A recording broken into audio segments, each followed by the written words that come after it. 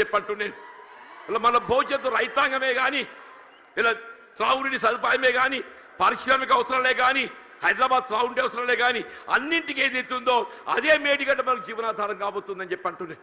ఇలా వాస్తవం చెప్పాలంటే ఇలా కేసీఆర్ గారి యొక్క విజన్, వారి యొక్క దూరదృష్టి, మరి తెలంగాణ రాష్ట్ర ఏర్పాటు సాధన కొరకు మరి ఉద్యమించినాడు కరీంనగర్ జిల్లా కేంద్రంగా వారు టీఆర్ఎస్ ఆరంభింపజేయడం జరిగిందని చెప్పంటున్నారు.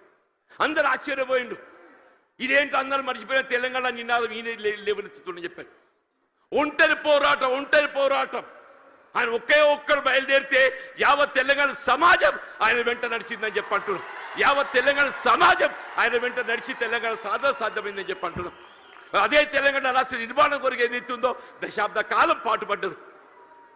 ఇలా కాంగ్రెస్ వచ్చి ఏదో మేలు చేస్తా చెప్పి అనుకున్నామే, అది పక్కన పెట్టండి. ఇలా తిరోగమన చర్యగా ఏదైతుందో తిరోగమనం పడుతుంది. మళ్ళీ తెలంగాణ రాష్ట్ర పునర్నిర్మాణం కావాలని చెప్పంటే కేసీఆర్ గారి యొక్క నాయకత్వం మాత్రమే తెలంగాణ రాష్ట్రాన్ని పునర్నిర్మాణం చేయగలుగుతామని చెప్పంటున్నాను. మీరు ఎక్కడ ఏ పల్లె కనపడి చెప్పిన ఒకటే నినాదం వస్తుంది, రేవంత్ రెడ్డి పోవాలి, కేసీఆర్ గారు రావాలి. ఒకటే నినాదం, రేవంత్ రెడ్డి గారు పోవాలి, కేసీఆర్ గారు రావాలి. కాంగ్రెస్ పోవాలి, బీఆర్ఎస్ రావాలి. అంటే ఏంటి, ప్రతి పల్లె గుండెల్లో ఏదైతుందో ఇవాళ ఈ నినాదం కేసీఆర్ గారు ఇవాళ వస్తుంటే నిజంగా చెప్తున్నా మొత్తం కూడలని యువత ఉత్సాహం కేరింతలు చూస్తుంటే మళ్ళీ తెలంగాణ రాష్ట్ర ఏర్పాటు ఉద్యమ దినాలు గుర్తుకొస్తాయని చెప్పంటున్నా. ఆనాడు తెలంగాణ రాష్ట్ర ఏర్పాటు ఉద్యమ సమయంలో కేసీఆర్ గారు నడుస్తుంటే యువత కేరింతలు ఏ విధంగా ఉండేనో ఇవాళ కేసీఆర్ గారు జగిత్యాల పర్యటన ఏదైతుందో మళ్ళీ అదే కేరింతల ఉత్సాహం యువతలో కనబడుతుందని చెప్పంటున్నాను. వీళ్ళు అదే కేసీఆర్ గారి యొక్క నాయకత్వం తెలంగాణ రాష్ట్ర పునర్నిర్మాణానికి వీళ్ళ మనకి ఏకైక నాయకత్వం కేసీఆర్ గారే చెప్పక తప్పదని చెప్పంటున్నారు. ఇలా వారి ఆధ్వర్యంలో పనిచేసే అవకాశం నాకు లభించడం, ఇలా వాస్తవంగా ఇద్దరం కూడా ఈ ఒకరి పట్ల ఒకరో అభిమానం కలిగి ఉన్నామే. కానీ ఏదైతుందో కలిసి ప్రయాణం చేసే అవకాశం కొంతకాలం వచ్చింది. 2004-2009 మధ్య కాలంలో ఇద్దరం కలిసి ప్రయాణం చేసినాం, ఎన్నికల్లో కలిసి పోటీ చేసినాం. కానీ ఏదైతే కాంగ్రెస్ పార్టీ ఏ తెలంగాణ రాష్ట్ర ఏర్పాటు లక్ష్యంగా మరి ఎన్నికల ఒప్పందం కుదుర్చుకోవడం జరిగిందో ఆ తెలంగాణ రాష్ట్ర ఏర్పాటు ఏదైతుందో జాప్యం చేయడంతో కొంత నీరుగార్చ పెద్ద చేయడంతో ఏదైతుందో వారు అనాడు కేంద్ర మంత్రి పదవి త్యాగం చేసి కేంద్రంలో మంత్రి పదవి త్యాగం చేసి రాజీనామా చేసి పార్లమెంటు ఉప ఎన్నికలు వారు వస్తే మరి కాంగ్రెస్ పార్టీ పక్షాన అసలు ఛాలెంజ్ ఇచ్చినోడు పక్కకు వేయండి. కేసీఆర్ గారిని ఎదుర్కోవాలంటే మామూలు విషయం కాదు, కేసీఆర్ ఎదుర్కోవడం మామూలు విషయం కాదు అంటూ నేను అన్నాడు. ఏదైతే ఇదే కాంగ్రెస్ పార్టీ నన్ను దొరకబట్టి ఆయన ముందు నిలబెట్టిందా, నన్ను దొరకబెట్టి వారి ముందు నిలబెట్టిందని చెప్పంటున్నా. ఇక ఏం చెప్పాలి, నా కోస ఏం చెప్పాలని చెప్పంటున్నాను. అంటే నిజంగానే వారిని అడ్డుకోవడం సాధ్యమేనానే? వారికి ఎందుకు ఒక లక్ష్యం ఉంది, తెలంగాణ రాష్ట్ర ఏర్పాటు లక్ష్యం ఉందని చెప్పంటున్నా. ఆ లక్ష్యాన్ని అడ్డుకోవడం సాధ్యమేనని చెప్పంటున్నాను. అది ఎవరితో సాధ్యం కాదు. వారు ఏది 2 పర్యాయాలు ఉప ఎన్నికలు గెలిచి యావత్ తెలంగాణ సమాజాన్ని జాగృతి చేసి తెలంగాణ రాష్ట్రాన్ని సాధించడం జరిగిందని చెప్పంటున్నాను. మరి అటువంటి క్రమశిక్షణ గల కార్యకర్తను నేను, అటువంటి క్రమశిక్షణ గల కార్యకర్తను యావత్ తెలంగాణ రాష్ట్రం ఆశ్చర్యం. ఇదేందా జీవన్ రెడ్డి, మరి ఏం చేయాలని ఆయన 20 మాసాలు ఏదైతే నా ఉసురు పోసుకుంటారు మీరు, 20 మాసాలు ఉసురు పోసుకున్నాను చెప్పంటున్నా. నేను ఇంతకాలం ఈ మానసిక క్షోభ నేను భరించాలని చెప్పంటున్నాను. సాధ్యమేనా చెప్పండి అన్న చెప్పంటు నేను 4 దశాబ్దాలు కాంగ్రెస్ పార్టీ బలోపేతం కొరకు అకుంఠిత దీక్షతో ఏదైతుందో నేను పోరాటం చేసి నేను పాటుపడితే చివరికి దక్కింది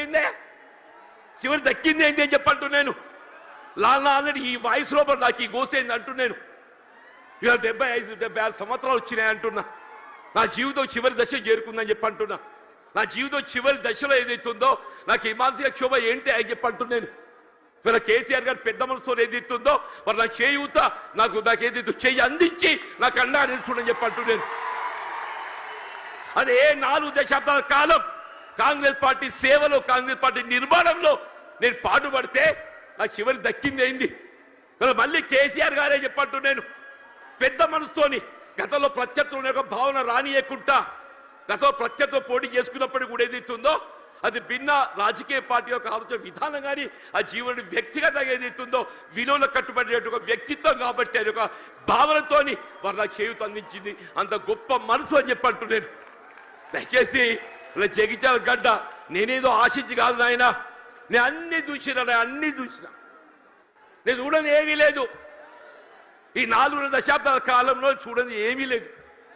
ఇవాళ ఒకటి ఇవాళ రాష్ట్రాన్ని పట్టుకుని శని పీఠ విరగడ కావాలని చెప్పంటు ఒకే ఒకటి ఈ రాష్ట్రాన్ని పట్టుకొని శని పీఠ విరగడ కావాలని చెప్పంటున్నా. ఆ శని పీఠ విరగడ కావడానికి కొరకు ఏదైతుందో కేవలం కేసీఆర్ గారి యొక్క నాయకత్వంతో మాత్రమే సాధ్యమవుతుంది. ఒక భావనతో ఏదైతుందో ఇవాళ నేను కేసీఆర్ గారి యొక్క నాయకత్వంలో బీఆర్ఎస్ పార్టీ చేరదొరుతుందని చెప్పంటు. దయచేసి ఇంతకాలం నాకు అడ్డా నిలిచిందా మీరు? నిజంగా మీ అందరికీ నా శేష జీవితం మీ అందరికీ నీ సేవ చేసి రుణం తీసుకోలేని చెప్పంటున్నాను.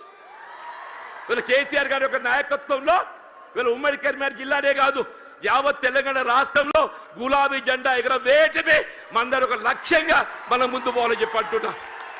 రాబోయే కాలం 119 స్థానాలు ఉంటే ఎన్ని ఉంటాయో తెలియదు, కానీ ఎన్ని స్థానాలు ఉన్నా అని ఉమ్మడి రాష్ట్రంలో కాంగ్రెస్ పరిస్థితి ఏ విధంగా మారిందో రేపు రాబోయే శాతం ఎన్నికల్లో మీకు 94 ఉప ఎన్నికల్లో కాంగ్రెస్ పార్టీ పరిస్థితి కంటే ఇంకా దీనంగా తయారైపోతుందని చెప్పకుండా మనం చూస్తామని చెప్పంటాం. అలా ఇట్ వాజ్ నాట్ బట్ 10% అలా ఇట్ వాజ్ నాట్ బట్ 10% అని చెప్పంటున్నా. ఇవాళ పరిస్థితి కూడా ఏదైతుందో రాబోయే కాలంలో ఇవాళ ప్రజా అభిప్రాయం ఎవరైనా ప్రజాభిప్రాయానికి అనుగుణంగా పనిచేయాలి. రేపు ప్రజాభిప్రాయానికి అనుగుణంగా ఏదైతుందో కేసీఆర్ గారి యొక్క నాయకత్వం పనిచేయాలి. వాళ్ళు ఎప్పటికైనా ఒకటి కోరుకుంటుంది, అరే ఇంత మంచోని నేను విడిచిపెట్టుండే ఏందే, అరే నిజంగా ఆలోచిస్తే కూడా ఆశ్చర్యం కలుగుతుందా? ఆయన నాకే పగోడు కాదు, మేము గతంలో కలిసి ప్రయాణం చేసినాం. వారి జీవితం విద్యార్థి దశలో ఏదైతుందో ఇదే జగిత్యాల అంగడి బజార్లో గడిపిందని చెప్పి అంటున్నా. జగిత్యాలకు కేసీఆర్ గారికి ఉన్న ఒక అనుబంధం ఏదైతుందో ఇప్పటి తరాన్ని తెలియకపోవచ్చు, కానీ కేసీఆర్ గారి ఒక బాల్య జీవితం ఏదైతుందో జగిత్యాలతో ముడివేసుకుందని చెప్పి అంటున్నాను. అటువంటి కేసీఆర్ గారు ఏదైతుందో ఆనాడు తాడిత పీడిత వర్గాలు ఏదైతుందో వీళ్ళ వారి యొక్క హక్కుల సాధన కొరకు జగిత్యాల చైత్ర యాత్ర ఏదైతే ఇదే గడ్డ మీదకి వెళ్ళి ఇదే సమావేశ స్థలికి వెళ్ళి ఆరంభింపజేసిరని చెప్పి అంటున్నారు. కేసీఆర్ గారు ఒకటే చెప్పిండ్రు, వారే అన్నారు అది మనం 70లో ఒకసారి ఏదైతుందో ఆనాడు జగిత్యాల చైత్ర యాత్ర చేసిన చూడండి, అదే జాగ్రత్త పెట్టాలన్నయ్య, మన స్ఫూర్తి మనం వినిపించాలని చెప్పిండు. వారి ఆలోచనకు అనుగుణంగా ఏదైతుందో కేసీఆర్ గారి ఒక చైత్ర యాత్ర ఇదే జగిత్యాల గడ్డ నుండి ఇదే కేంద్రానికి వెళ్ళి వారు పిలిపిస్తున్నారని చెప్పంటున్నారు. ఇలా రాష్ట్రంలో గులాబీ జెండా ఎగరవేయడం, కేసీఆర్ గారిని తిరిగి ముఖ్యమంత్రిగా ఏదైతుందో నెలగొని వారు ఏర్పాటు చేసుకొని ఈ రాష్ట్ర పూర్తిగా తోడ్పడడం మన ఏకైక లక్ష్యంగా పనిచేయాలి. మరి ఆ విధంగా పనిచేసే అవకాశం కల్పించినందుకు మరి హృదయపూర్వక ధన్యవాదాలు చెప్తామని చెప్పండి. వాస్తవంగా ఏదైతుందో కేటీఆర్ గారు హరీష్ రావు గారు వాళ్ళు రావాల్సిందే, వారికి వేరే బాధ్యత అప్పగించడంతో మరి కేటీఆర్ గారు హరీష్ రావు గారు రాలేకపోయిండు. వాస్తవంగా ఈ సభ సమావేశం ఏర్పాటు చేయడంలో చొరవ చూపెట్టింది కేటీఆర్ గారు హరీష్ రావు గారు అని చెప్పి అంటున్నా. కేసీఆర్ గారి యొక్క ఆలోచన విధానానికి అనుగుణంగా దీన్ని రూపకల్పన చేసింది కేటీఆర్ గారు హరీష్ రావు గారు అని చెప్పి అంటున్నా. ఏదైనా కానీ నేను ఎక్కువగా అంటే ఎందుకంటే మీ అందరికీ కేసీఆర్ గారిని వినాలని ఉందా? అందరూ అనుకుంటూ వీడేంద్ర నడవ ఎంతసేపు నిలబడతారని చెప్పాను. ఇప్పుడు జీవన్ రెడ్డిని ఎప్పుడు చూసినాడు, ఇటు కొత్త కాదు కదనే.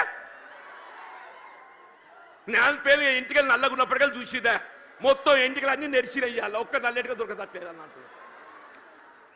అటువంటి జీవన్ రెడ్డి గురించి ఏదైతుందో వీళ్ళు ఇక్కడ తెలియని పౌరులు లేడు. జగిత్యాల గడ్డతో నాకున్న అనుబంధం అలాంటిది, ఆత్మీయత అలాంటిది అని చెప్పి అంటున్నా.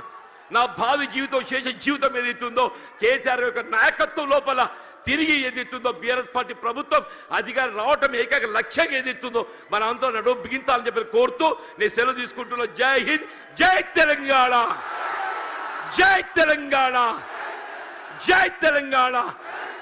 కేసీఆర్ గారి యొక్క నాయకత్వం, కేసీఆర్